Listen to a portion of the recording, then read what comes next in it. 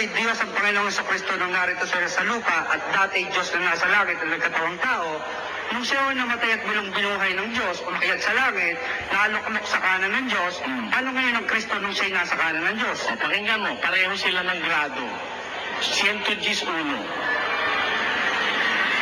Sinabi ng Panginoon sa aking Panginoon, umupo ka sa aking kanan. Ayun, sabi ni David, sinabi ka nung Panginoon sa aking Panginoon. Ilan ang Panginoon? Isang Panginoon na nagsabi at isang Panginoon na pinagsabihan. Ang sabi ng Panginoon sa aking Panginoon, umupo ka sa aking kanan. At mo, di pareho sila ng grado nung nasa langit na, pareho silang Panginoon. Panginoon yung Ama, Panginoon din naman yung nakaupo sa kanyang kanan. Eh, sino ba yung nakaupo sa kanan? Basta, pakinggan niyo kung sino yung nakaupo sa kanan.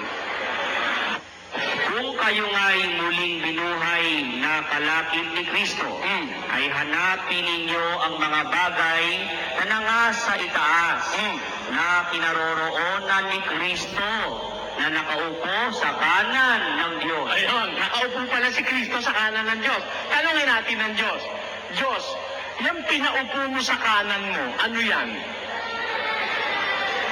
Ang Diyos ang tanungin natin, ha?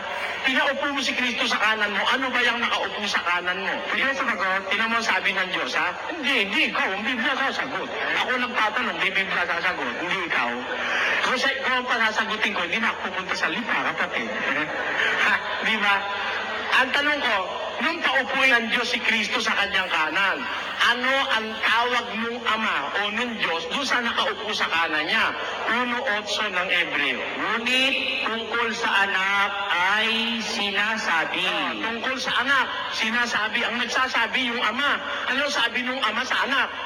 Ang iyong luklukan, o Diyos, ay magpakilaman. Nakita mo, ang tawag ng Ama sa anak, Diyos. Ang iyong luklukan, o Diyos, ay magpakailanman. Sabi nung Ama sa kanyang anak. Eh, Brother Eli, doon sa 80 ng awit, talatay 17. Ang sabi na nasa kanan daw ng Diyos, babasahin ko, mapatungnawa ang iyong kamay sa tao na iyong kinakanan. Ayun. Sino yun? Ang nasa kanan daw ho ng Diyos ay hindi Diyos at tao. Ay, kapatid, walang ganun ang nabasa mo. Basahin ko ulit. Ulitin mo.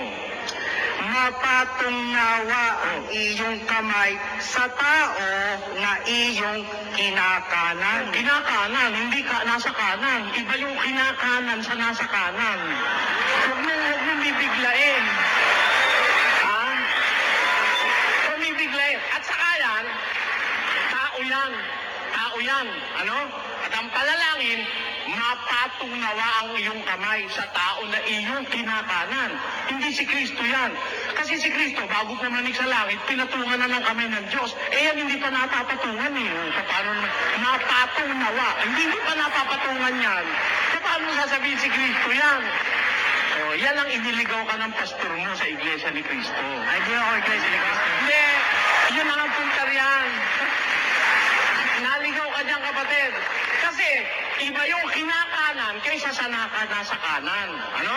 Itong si Kristo, nakaupo na sa kanan. At bago mo po, pinatungan na ng kamay. Dito pa sa lupa, pinatungan na ng kamay si Jesus ng Diyos.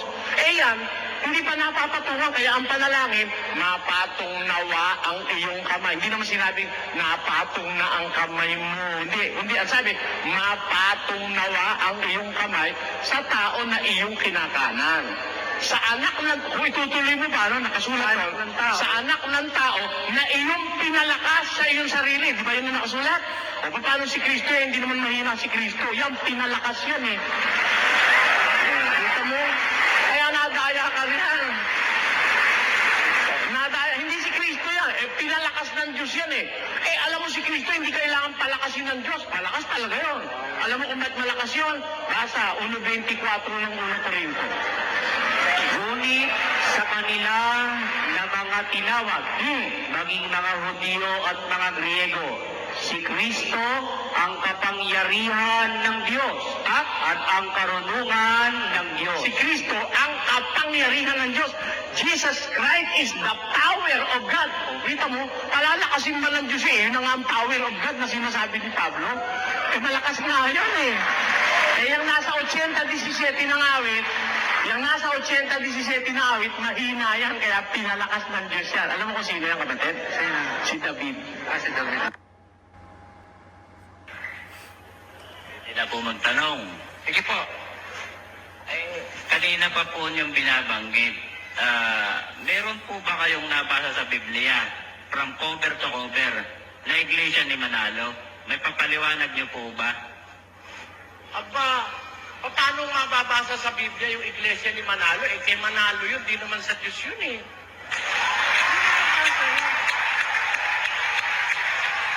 Hindi mababasa yun. Pero, may mababasa ako sa dokumento na sinasabi ni Manalo may iglesia siya. O, pakinggan mo ha. Pakilagay sa screen. Yung sa Free Press, February 11, issue ng Free Press. Nandun ito sa National Archives. Ano ang sabi ng ulat dito? Pakinggan nyo. When we expressed shock at such censorable language, Manalo said, "Why? Who is Quirino? He is a man just the same as I am." Ayon, nung masyakika kami dun sa lingwahe ni Manalo, nagulat sila, ganun kataas magsalita si Manalo. Sumagot si Manalo. Sabi ni Manalo, bakit? Sino ba si Quirino?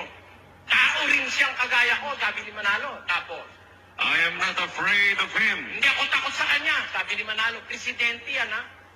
Presidente yan si Quirino. Sabi ni Manalo, hindi ako takot sa kanya. Tuloy. Show fear to no man. Huwag kang matakot kahit kaninong tao, sabi ni Manalo.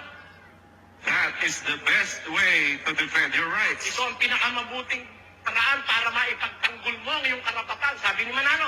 Tapos, Members of my church were beaten up. ang kaanib ng aking iglesia ay pinagpapalo. Allegedly, pinagpapalo raw at binugbog yung kaanib ng kanyang iglesia dahil daw kay Quirino. Yan. Kaya sabi ni Manalo, aking iglesia, o ano tatawag ko? Iglesia ni Manalo. Eh, ginagamit nyo lang. Tingnan mo ha. Ang isa pang batayan ko kung ba't ko tinatawag iglesia ni Manalo. Ang katunayan, nasa husgado na yan eh. Nasa husgado na yan. Idinidimanda na ako ng mga ministro nyo, ba't ko raw sila tinatawag iglesia ni Manalo? May batayan ako eh. Sino ba ang nagtatag ng iglesia nyo? Basahin natin ang rehistro. Pakilagay sa screen. That the founders of this association are Felix Manalo, residing in Taguig, PI. Pedro Inocencio. Sino raw ang nagtatag ng relihiyong ito? Ang mga nagtatag, the founders of this association are Felix Manalo, Pedro Inocencio, Atanasio Morte, etc. Sino nagtatag? Si Manalo, kaninong iglesia? Di iglesia ni Manalo? O anong masama ron? Walang masama ron. Maliban na lang, ikinahihiya mo yung pangalan ng puno mo. Ganon yan. Yan ang sagot ko sa'yo, kapatid. Wala sa Biblia yung iglesia ni Manalo, pero nasa dokumento. Isa pa pong katanungan. Hindi po.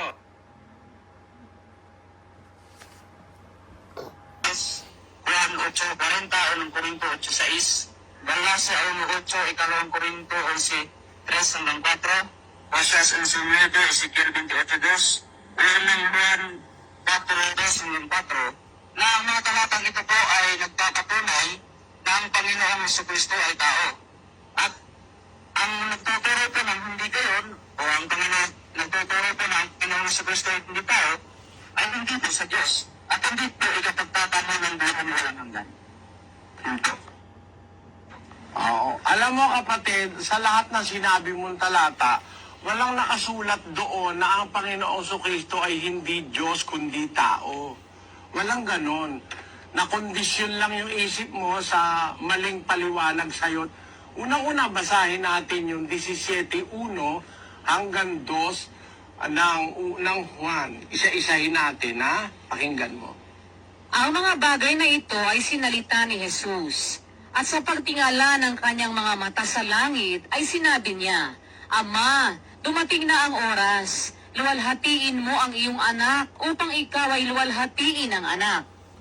Gaya ng ibinigay mo sa kanya ang kapamahalaan sa lahat ng laman, upang bigyan niya ng buhay na walang hanggan ang lahat ng ibinigay mo sa kanya. At ito ang buhay na walang hanggan, na ikaw ay makilala nila na iisang Diyos na tunay, at siyang iyong sinugo sa makapitbagay si Hesukristo. O ayan, mag-isip ka lang sandali kapatid, ano? Tutulungan kitang mag-isip inline sa Biblia. Ang mga bagay na ito, tignan mo sa screen kapatid, huwag kang kukurap, tignan mo sa screen. Ang mga bagay na ito, sinilita ni Jesus. Pagtingala ng kanyang mga mata sa langit, sinabi niya, Ama, dumating na ang oras, luwalhatiin mo ang iyong anak. Bakit kailangan siyang luwalhatiin? Ha? Kasi wala siya sa kaluwalhatian eh. Nagpakababa siya eh. Nasa panahong nandito siya sa lupa, nagpakababa siya noon. Babasahin natin sa Filipos 2:5. Magkaroon kayo sa inyo ng pag-iisip na ito'y na kay Kristo Jesus din naman, na siya, bagamat nasa anyong Diyos, ay hindi niya inaring isang bagay na nararapat panangnan ang pagkapantay niya sa Diyos, kundi bagkus hinubad niya ito at nag-anyong alipin na nakitulad sa mga tao. Si Kristo kapantay ng Diyos eh. Hindi natin matututulang kapantay siya ng Diyos. Pero hindi niya inaring isang bagay na nararapat panangnan ang pagkapantay niya sa Diyos. Bagkus hinubad niya yung pagkapantay niya sa Diyos, nag-anyo siyang alipin, nakitulad siya sa tao. Tao ba siya? Nakitulad nga eh, paano tao? Nasaan yung Diyos? Hindi niya inaring bagay na nararapat panangnan ang pagkapantay niya sa Diyos, kundi bagkus hinubad niya ito, nag-anyong alipin, nakitulad sa tao. E di nakitulad na, nasa lupa na. Nung nasa lupa siya ngayon, nanalangin siya sa Ama, tumingala siya sa langit. Ama, dumating na ang oras. Mamamatay na siya nun eh. Luwalhatiin mo ang anak upang ikaw ay luwalhatiin ang anak. Sabi niya, luwalhatiin mo ang anak. Saan siya nakatingala? Sa langit.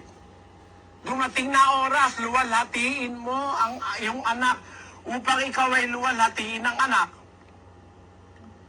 Anong klaseng kaluwalhatian yung hinihingi niya? Punta tayo sa 5, doon pa rin sa 17. At ngayon, Ama, luwalhatiin mo ako sa iyo rin, ng kaluwalhati ang aking tinamo sa iyo, bago ang sanglibutan ay naging gayon. Meron na pala siyang kaluwalhatian bago pa nagkaroon ng sanlibutan eh. May kaluwalhatian na siyang tinamo sa Diyos. Kaya lang, hinubad niya yon, hinubad niya nung magkatawan tao siya rin sa lupa. Pero nung pabalik na siya sa langit, nanalangin siya. Alam niya, mamamatay na siya, babalik na siya sa langit.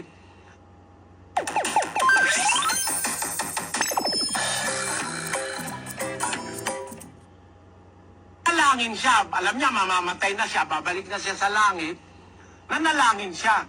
Ama, luwalhatiin, dumating na oras, luwalhatiin mo ang anak upang ikaw ay luwalhatiin ang anak. Anong klaseng kaluwalhatian?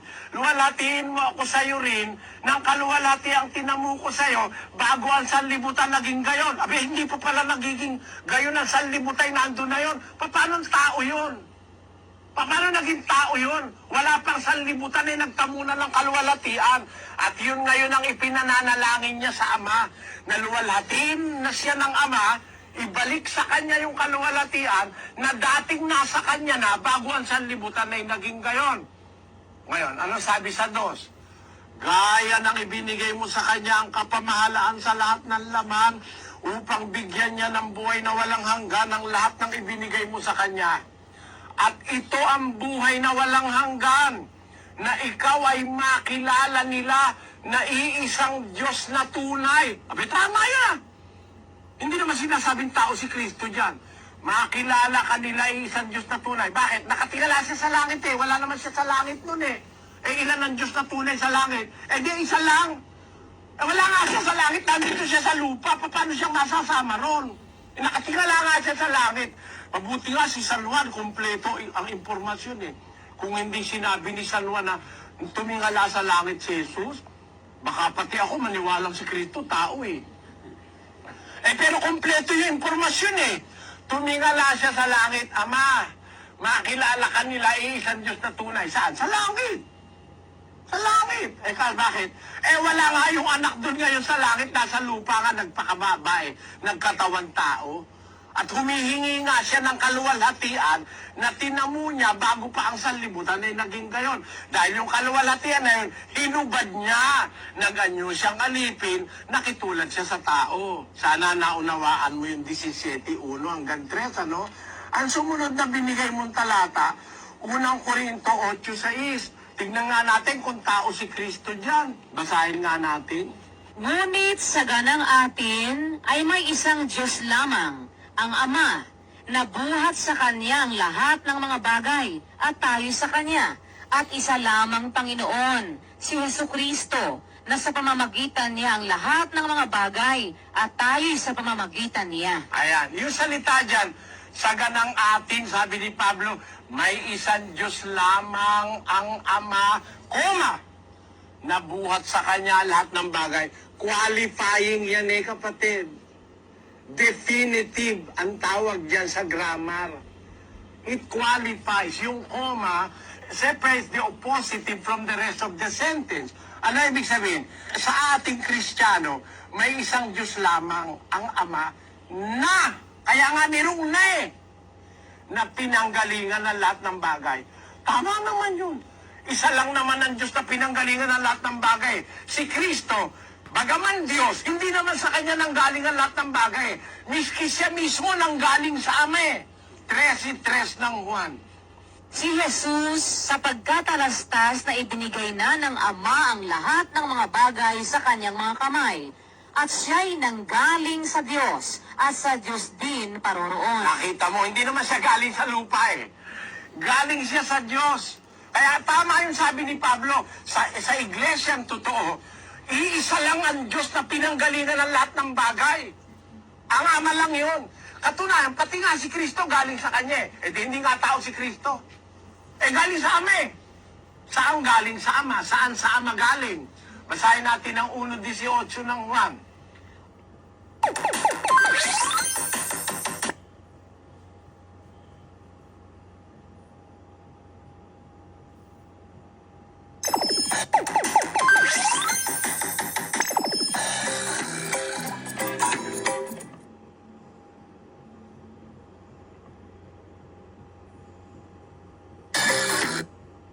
Kita kailanman sa Diyos, ang bugtong na anak na nasa sinapupunan ng Ama, siya ang nagpakilala sa Kanya. Yung umpisa pala nasa sinapupunan ng Ama si Kristo eh.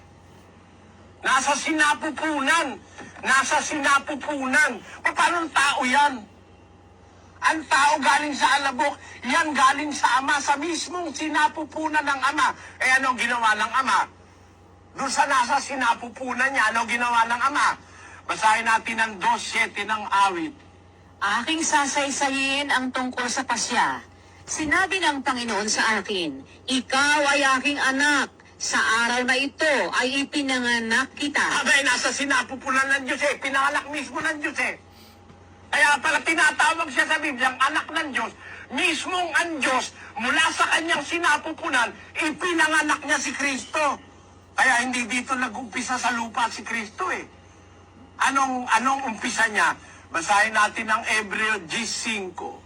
Kaya't pagpasok niya sa sanglibutan ay sinasabi, hain at handog ay hindi mo ibig, ngunit isang katawan ang sa akin ay inihanda mo. Napakaliwanag pa sa sikat ng araw ito eh.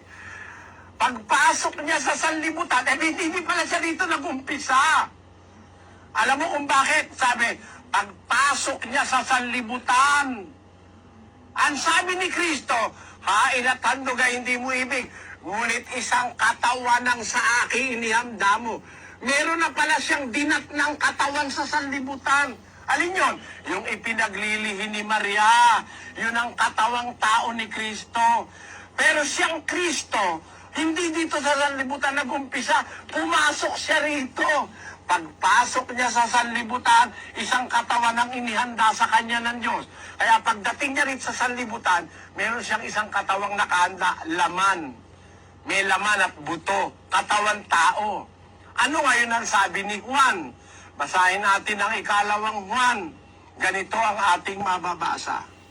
Sapagkat maraming magdaraya na nangagsilitaw sa sanglibutan.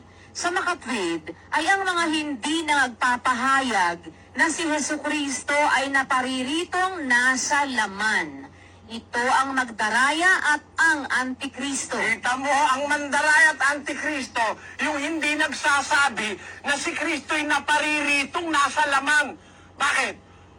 Kasi, para makarating dito si Kristo, gumamit ng laman ang vehicle, katawan tao. Kaya dapat ipahayag mo na parito si Kristo nasa laman. Hindi mo ipapahayag na si Jesucristo na paritong laman. Ang laman, tao. Siya, naparitong nasa laman, nagkatawan tao. Yung salitang naparito, hindi siya taga rito. Naparito lang siya. At nung pumarito siya, may isang katawang nakahanda. Yung katawan na yon, laman. May buto, may laman. Ha? Napapagod, nauwa, tinuli. Yung katawan na yon, yun ang nakahanda sa kanya. Naparito siya. Ibig sabihin naparito, hindi siya rito galing. Yung laman, taga rito sa lupa. Dito sa lupa, ginawa yun Nilalang na Espiritu Santo yun Pero yung pumasok dun sa laman, hindi galing sa lupa, galing sa Ama.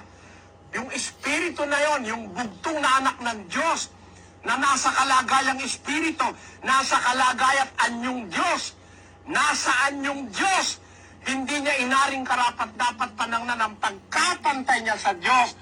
Pagkus hinubad niya ito, na ganyong alipin, nakitulad.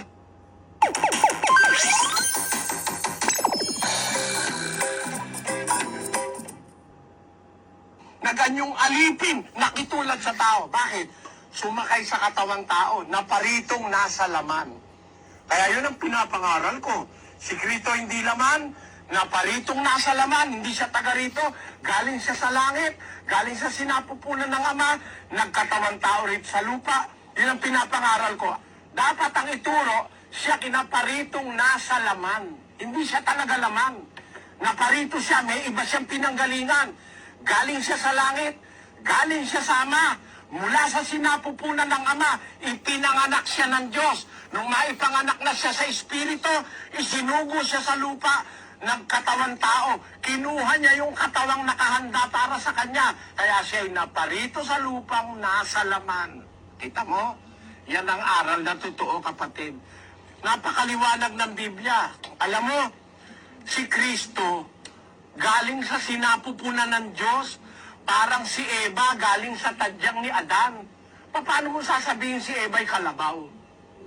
Yung mga pinagbabasa mong talata, pinagsasabi mo, wala naman nakalagay doon na si Kristo'y taon-tao na ipinanganak na tao na nag-umpisa rito sa lupa, na ipinanganak dahil dalawang lalaki at babae nagsiping. Wala naman ganun Ang nasa Biblia, galing siya sa langit, mula sa sinapupunan ng Ama, nagtamo na siya ng kaluwalhatian, bago pa nilalangan sa libutan, nagpakababa lang siya, hinubad niya yung pagkapantay niya sa Diyos, pagkatapos nag-anyo siyang alipin, nakitulad siya sa tao, nandito siya sa lupa, na sumakay siya sa katawang laman, naparito siya sa laman, naparito siyang nasa laman, hindi siya naparitong laman, dahil hindi naman pwedeng pumarito siya, galing sa langit ang laman. Wala namang laman sa langit.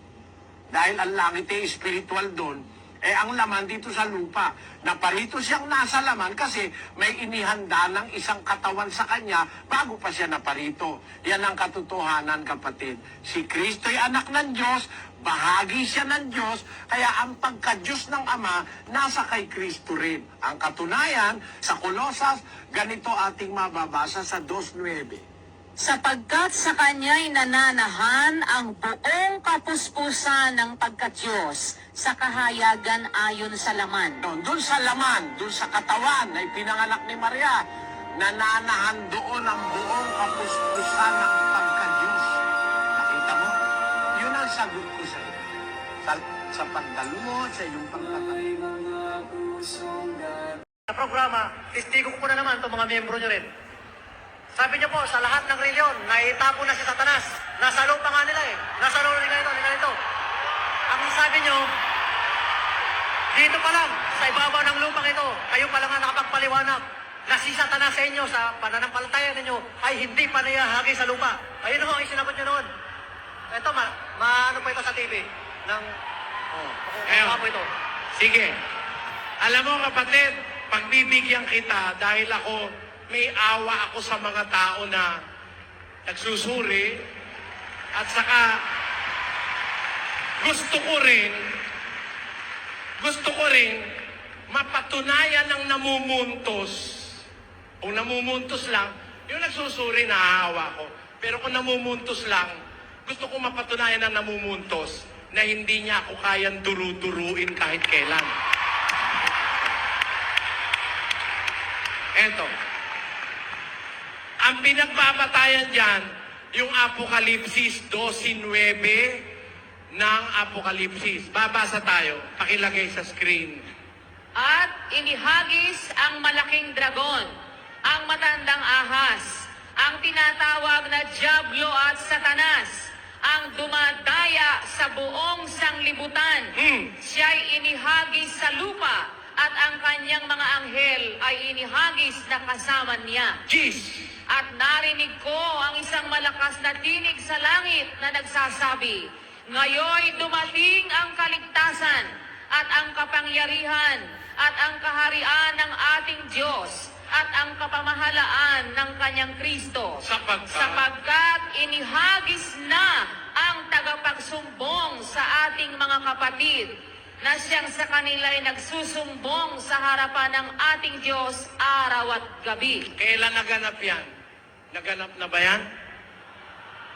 Hindi pa nagaganap yan, kapatid. Hindi lang itinuturo sa'yo ni Manalo dahil tinitya ko sa'yo, hindi alam ni Manalo yan. Pakikita ko sa'yo ngayon. Pakikita ko sa'yo ngayon. Pakikita ko sa bayang Pilipinas. Alam mo kasi, tinutulan niya ng mga ministro mo eh. Ha? Tinutulan niya ng mga ministro mo sa programa. Ayoko sanang ipaliwanag ito eh. Inihahanda ko ito sa diskusyon eh. Pero naaawa ako sa iyo eh. Kaya papaliwanag ko na. Ganito. Sundan mo ako kapatid ha. Sundan mo ako ha. Mga kababayan, huwag kayong uuwi. Napakahalagang bagay. Maintindihan nyo itong mga ipinupuntos na ito sa atin. Ito ha. Uumpisahan ko. Nagkaroon ng pagbabaka sa langit. Si Miguel at ang kanyang mga anghel ay nakipagbaka sa dragon. Ang dragon at ang kanyang mga anghel ay nakipagbaka. At hindi sila nanganalo, ni nasumpungan pa man ang kanilang dako sa langit. At inihagis ang malaking dragon, ang matandang ahas, ang tinatawag na Diablo at Satanas, siya'y inihagis sa lupa, at ang kanyang mga anghel ay inihagis na kasama niya. Puputulin na ron ni Manalo. Kaya ang lupa ngayon marumi, masama, dahil dito inihagis si Satanas. Ang sabi ni Bularan, ang unang-una nga ikang pinuntahan ng Eden. Ayan ang sabi niya sa programa. Sabi ko, napaka-inhustisya. Makinig kayo. Nangangailangan ito ng konting katalinuhan, mga kababayang Pilipino. Sa Amerikano, di nyo maririnig ito. Pakinggan nyo lang. And justify it for yourself. Ito ha.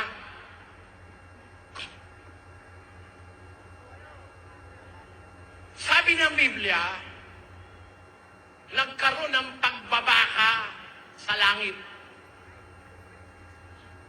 Kaya nung matalo yung dragon, inihagi sa lupa. Pangit eh. Kung aalamin natin, sabi ni Bularan, inihagis daw unang-una sa Eden daw pumunta. Kayo. Si Satanas, basura. Di ba si Satanas, trash? Basura. Hindi ba ang Eden, isang espesyal na lugar para alagaan ng Diyos si Adan at si Eva? Kung ikaw ang magtatapon ng basura, itatapon mo doon sa espesyal na lugar. Tamo, hindi naman tayo nag-aaral ng masyadong mataas. Diba, kapatid, ano? Napakaganda ng sagot. Pag ikaw ba dumumi, ilalagay mo sa sala. Napakatanga ng isang tao. Halimbawa, yung bahay mo, mahirap ka lang. Sala lang, tapos doon na rin mismo yung kainan, tapos meron kang kapirasong kwarto na ang kurtina lang ang pansara, pag e-eba ka, yung pagtatay ka, ay babalot sa dyaryo, di ba, tinatapo fly away yun eh. Ganun, no? Doon sa mga spotters area, di ba ganun, ano? Ngayon, napakawala mo namang kaisip-isip. Pagkatapos mong tumayo, ilalagay mo sa sala. Tama? Kumbaga sa bahay, yung idin ng sala, bakit nung ihagis ang demonyo, sa idin dinala? Yan. Yan ang tanong. Ang Diyos ba in hustisya? Na ang Diyos ba? Yung taong kanyang ginawa, ibabalibag niya yung walang hiya si Satanas doon sa idin mismo na pinaglagyan niya doon sa taong ginawa niya. Hindi niya gagawin yun. Mahal niya ang tao. Tayo lang nga hindi marunong magmahal sa kanya eh. It is we who do not appreciate the goodness and the kindness of our God. Pero ako na-appreciate ko kasi nakikita ko sa Biblia ganito. Yung sinasabi sa Apokalipsis, hindi pa po nangyayari yun. Hindi kaya may demonyo rito, dahil inihagis dito demonyo, hindi. Kaya may demonyo rito, pinapasok ni Eva at ni Adan. Pinapasok. Kumatok ang demonyo. Ang enkargado si Eva at si Adan, pinapasok, kaya nakapasok. Hindi inihagis dito si Satanas. Yung paghahagis, tingnan natin ha, babalikan ko. At nagkaroon ng pagbabaka sa langit. Si Miguel at ang kanyang anghel ay nakipagbaka sa dragon. Ang dragon at ang kanyang mga anghel ay nakipagbaka at hindi sila nanganalo. Ninasumpungan pa man ang kanilang dako sa langit. At inihagis ang malaking dragon. Ang matandang ahas. Diyan pala matanda na siya eh. Sa Eden ba matanda na siya? Pakinggan nyo yung ahas sa Eden. Genesis 3:1, ang ahas nga ay lalong tuso, higit sa lahat ng mga hayop sa parang nanilikha ng Diyos. At sinabi ng ahas sa babae, tunay bang sinabi ng Diyos na huwag kayong kakain ng mga punong kahoy sa halamanan? Sumagot ang babae. Ano ang sagot ng babae? Sinabi ng babae sa ahas, sa bunga ng mga punong kahoy sa halamanan, makakakain kami. That of what? Sa bunga ng punong kahoy na sa gitna ng halamanan, sinabi ng Diyos, huwag kayong kakain yun. Ni huwag niyong iipuin. Baka kayo mamatay. Sino kausap ni Eva? Ahas. Yung ahas. Anong ahas? Ahas lang. Yung nasa Apokalipsis, lagay nga ulit natin sa screen. Inihagis ang malaking dragon, ang matandang ahas. May matanda na pala yan eh. Sa makatid magkaibang senaryo yan, hindi yan yun sa Eden. Dito kasi tumanda na siya eh. O ngayon, para maintindihan nyo, baka kayo nananabig na sa gusto kong sabihin, o babalikan natin yung 9. Inihagis ang malaking dragon, ang matandang ahas, ang tinatawag na Diablo at Satanas, ang dumadaya sa buong sanlibutan. Napansin nyo? Buong sanlibutan nadaya niyan eh. Di hindi pa lang yan sa Eden.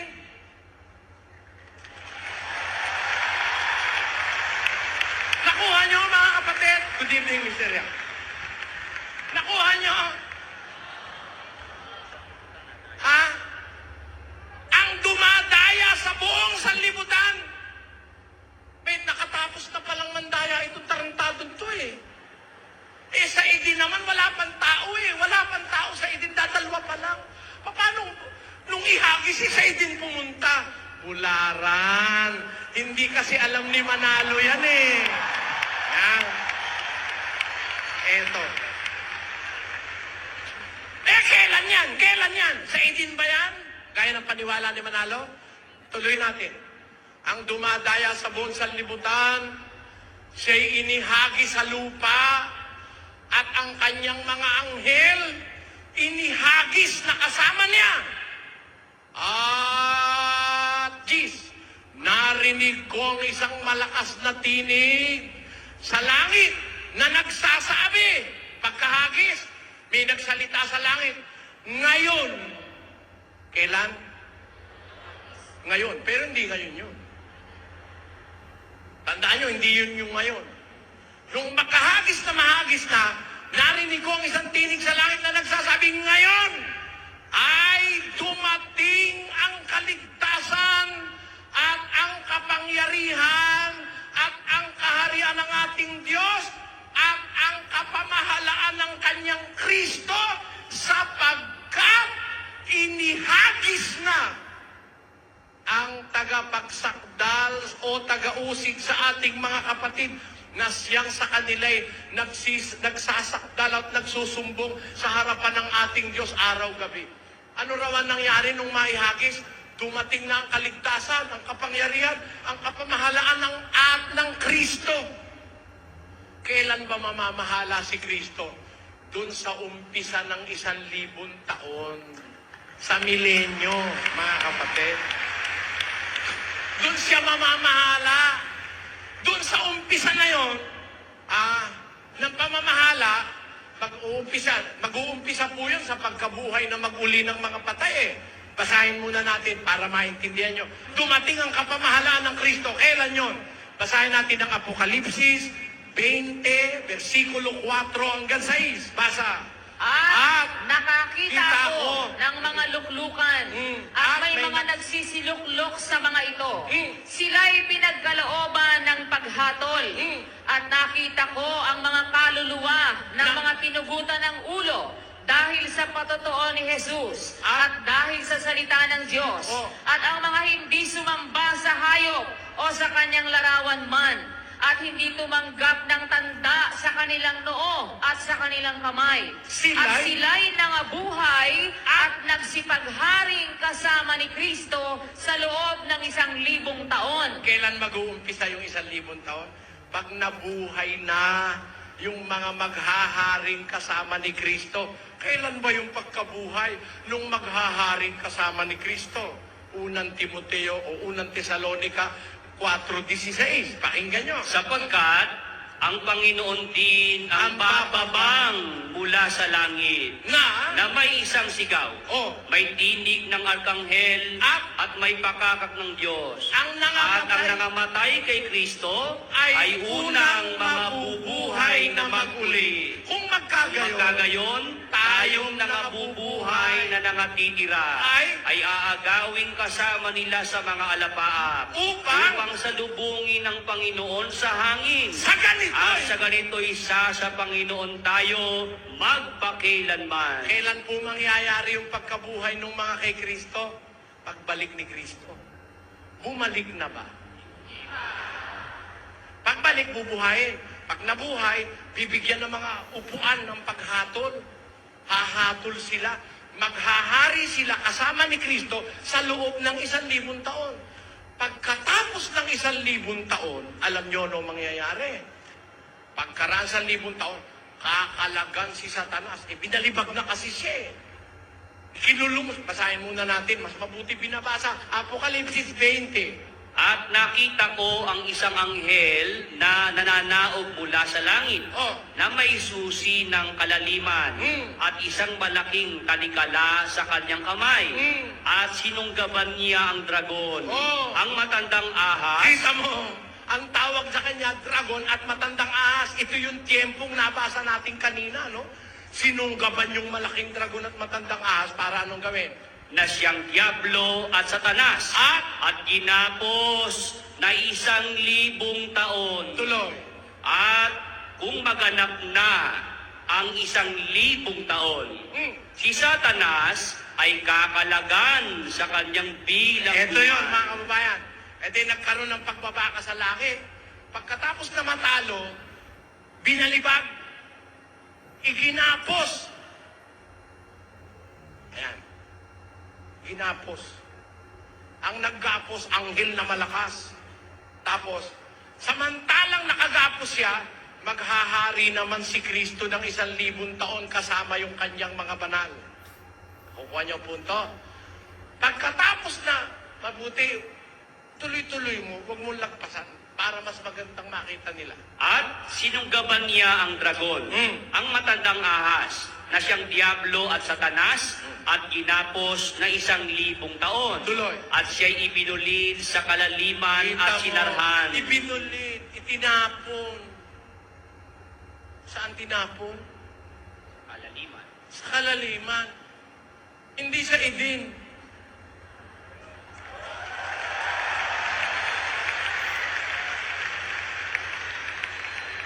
Lalabas naman, walang awa ang Diyos sa tao. Nilikha niya yung tao, nilagay sa Eden, tapos nilagyan ng tarantado. Yun ang paniwala ni Manalo. Yun ang tinuro niya kay Bularan. Mali. Nung ihagis pala yan, dinala sa kalaliman, tapos ginapos, tapos sinarahan. Ano, tuloy natin, tuloy. At tinatakan ito sa ibabaw niya, upang wag nang magdaya pa sa mga bansa, hanggang sa maganap ang 1,000 taon. Tuloy. Pagkatapos nito, ay kailangan siya'y pawalang kaunting panahon. Ayan, pagkatapos sa 1,000 taon, kailangan siyang pawalang kaunting panahon. Konti na lang ang panahon na nakatira, papawalan siya, pero konti na lang. Kasi wawakasan na ang mundo nung tiyempo na yon. Balikan natin ang 12:9. At inihagis ang malaking dragon, ang matandang ahas, ang tinatawag na Diablo at Satanas, ang dumadaya sa buong sanlibutan. Siya inihagis sa lupa at ang kanyang mga anghel ay inihagis na kasama niya. At narinig ko ang isang tinig na mula sa langit na nagsasabi, ngayon dumating ang kaligtasan, ang kapangyarihan at ang kaharian ng ating Diyos at ang kapamahalaan ng kanyang Kristo, sapagkat inihagis na ang tagapagsumbong sa ating mga kapatid na sa kanila ay nagsusumbong sa harapan ng Diyos sa araw at gabi. At siya'y kanilang dinaig dahil sa dugo ng kordero at dahil sa salita ng kanilang patotoo at hindi nila inibig ang kanilang buhay hanggang sa kamatayan. Kaya't mga gala kayo o mga langit at kayong nagsisitahan dyan sa aba ng lupa at ang dagat, sapagkat ang Diablo'y bumaba sa inyo na may malaking galit, sapagkat alam niya na kaunting panahon na lamang mayroon siya. Sa makatid yung tiyempo niya, konti na lang ang panahon niya. Yung konti na lang na yon, yun ang pagkatapos ng 1,000 taon. Hindi pa naman nag-uumpisa yung 1,000 taon. Kailan mag-uumpisa yung 1,000 taon? Pagbabalik ni Kristo sa pagkabuhay na maguli ng mga kay Kristo. Kaya hindi pa po nagaganap yan, kapatid. Ngayon masasabi ng iba, ba't nakakapagdaya si Satanas sa lupa? Hindi pa pala siya hinahagis. Hindi naman siya kailangang ihagis. Malaya pa siya ngayon Malaya. Then nag-usap sila ng Diyos. Alam niyo pinag-usapan? Ito ay hindi chismis na pag-usapan lang. Oleo, walang labis, walang kulang. Hindi kagaya sa net 25, pinuputol, kinukulang. Eto hindi chismis ito. Ito hindi chismis. Ano na nga yung sabi ko kanina, naitatanong ko kapatid. Hindi mo kailangang ihagis yan. Ano? Si Satanas po, hindi kailangang ihagis para po makarating sa lupa. Hindi kailangan may hagis para makarating sa lupa. Alam niyo bakit? Meron siyang freedom Nag-usap sila ng Diyos. Hindi chismis to. Basahin natin. Hob 1:6. 1:6. Isang araw nga, nang ang mga anak ng Diyos ay magsiparoon na magsiharap sa Panginoon, na si Satanas ay naparoon din naman na kasama nila. At sinabi ng Panginoon kay Satanas, saan ka nang galing? Nang magkagaya'y sumagot si Satanas sa Panginoon at nagsabi, sa pagpaparoon pa rito sa lupa at sa pagmamanhi magpanikmanaog doon. Kailangan bang ihagis yan eh? Meron kaya akong magpanikmanaog eh. Nagpapanikmanaog eh. Tinanong siya sa Panginoon, Satanas ang kagaling. Sabi niya, no? Di ba nandiyan, kapatid, ano? Sabi ni Satanas, sa pagpaparuot pa rito sa lupa, sa pagpapanhig panaog doon, malayang-malaya siya eh. O, bakit? Bakit siya nagkaroon ng kalayaang makapasok sa lupa? Bakit? Tignan natin ang dahilan. Sabi ng Diyos kay Eva at kay Adan, pagkalikha sa kanila ng Diyos, ang sabi ng Diyos ganito, kayo at sila'y binasbasan ng Diyos. At sila'y pinasbasan ng Diyos, At sinabi, sa kanila'y sinabi ng Oh. Diyos, kayo'y magpalaanakin Oh. at magpakarami, Oh. at kalatan ninyo ang lupa at inyong supili. Sino po ang engkargado ng lupa? Hindi lupang kapiraso, ho. Earth. Ang nakalagay, earth. Basahin natin sa English. And God blessed them, and God said unto them, be fruitful and multiply, and replenish the earth, and subdue it. Replenish the earth and subdue it.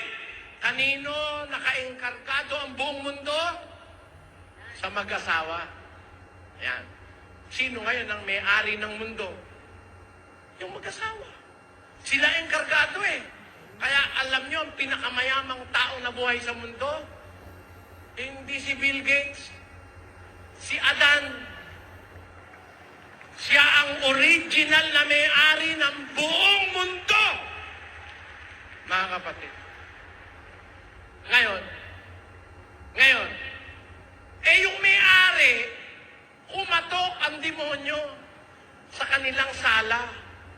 Pinapasok ni Eva eh. Kaya nakapasok. Hindi inihagis. Hindi.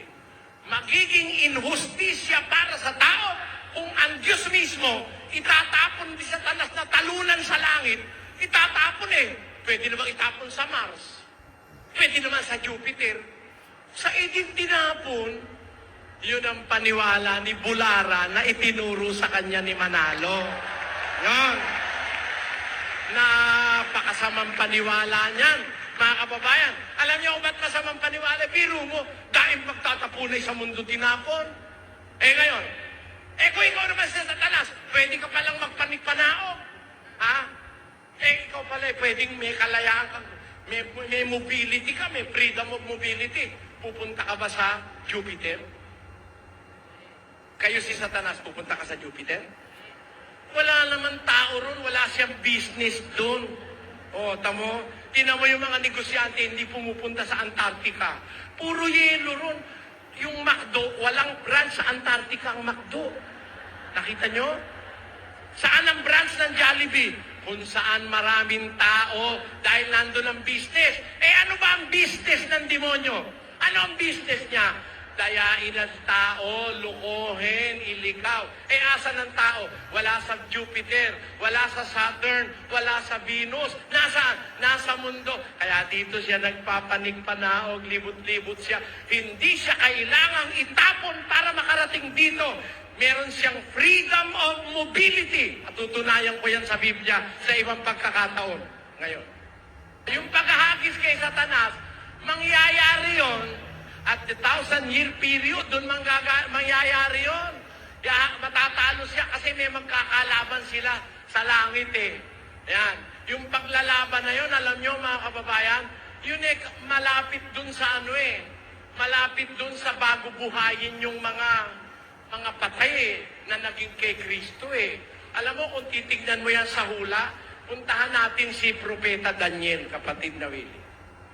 12:1 hanggang 2. At sa panahong yaon ay tatayo si Miguel na dakilang prinsipe na tumatayo sa ikabubuti ng mga anak ng iyong bayan at magkakaroon ng panahon ng kabagabagan na hindi nangyari kailanman mula nang magkaroon ng bansa hanggang sa panahong yaon.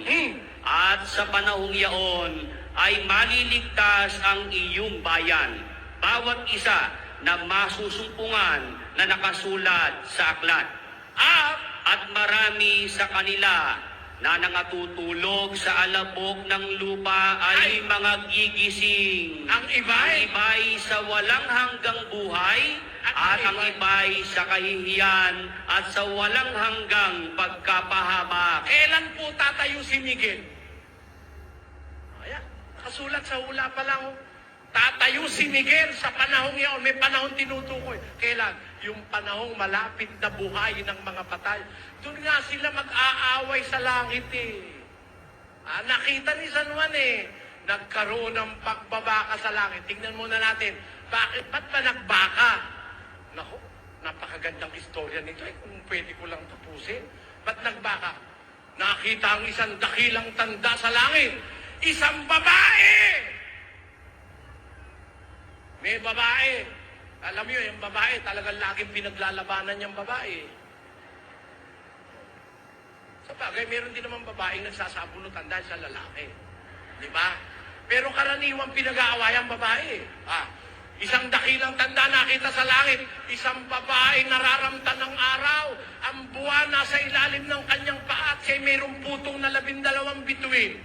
At siya'y nagdadalang tao. At siya'y sumisigaw na nagdarangdam sa panganganak. At sa hirap upang manganak. Tuloy. At ang ibang tanda ay nakita sa langit. Ano yun? At narito, ang isang malaking dragong mapula na may 7 ulo at 10 sungay.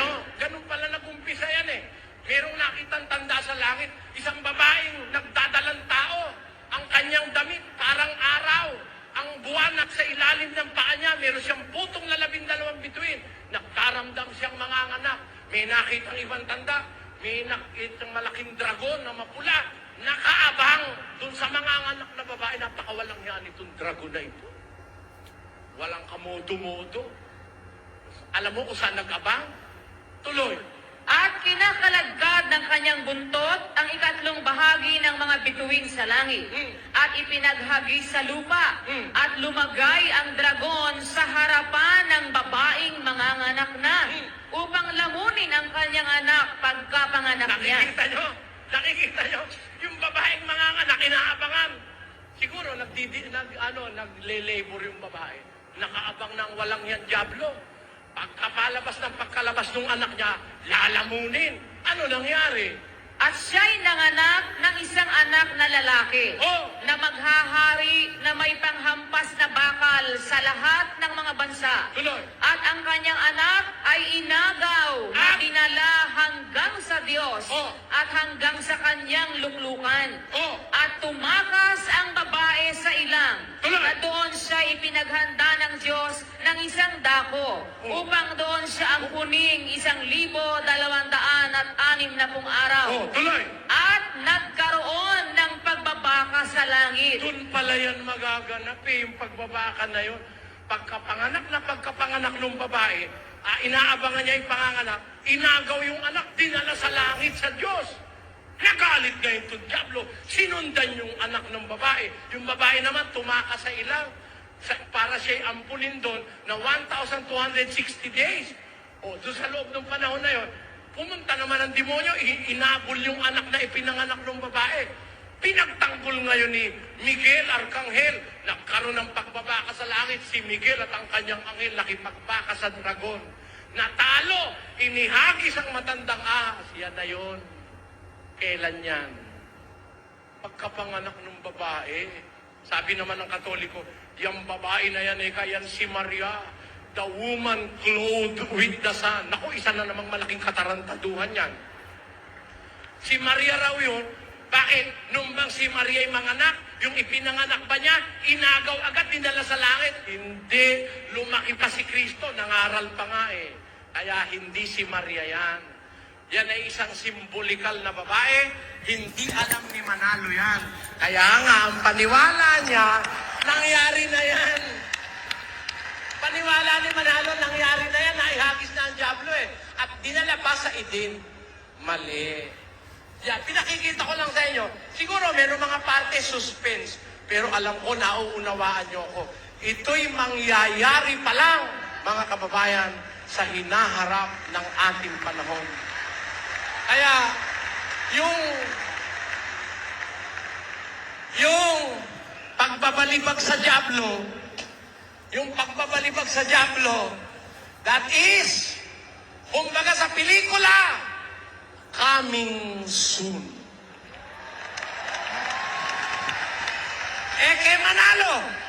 Kay Manalo, yan ay tapos na. Mali.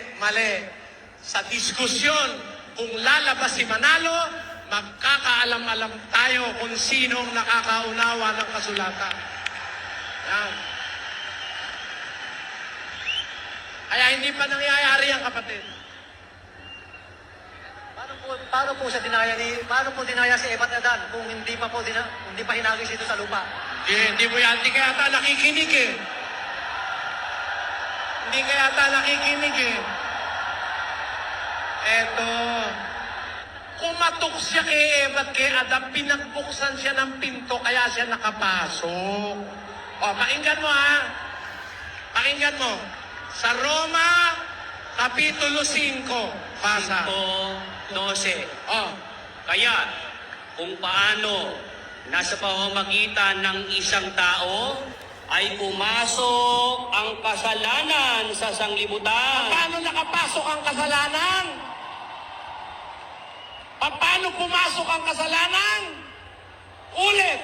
Kaya, kung paano nasa pamamagitan ng isang tao ay pumasok ang kasalanan sa sanglibutan. Paano nakapasok ang kasalanan?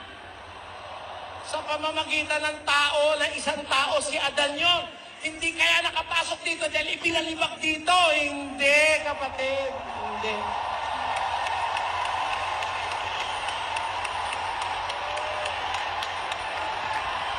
Ibig sabihin po nun, Bradley, si Ebat Adan, pag hinagis na si Satanas dito, saka palang dadayain.